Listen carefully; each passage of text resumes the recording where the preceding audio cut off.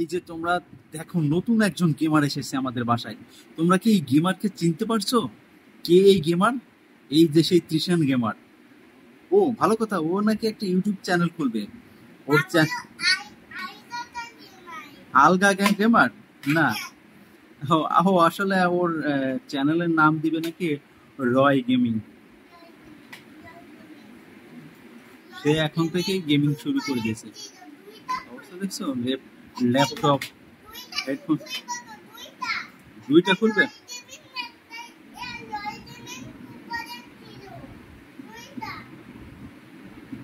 দেখছো কি বলে, সে দুইটা ইউটিউব চ্যানেল খুলবে নাকি।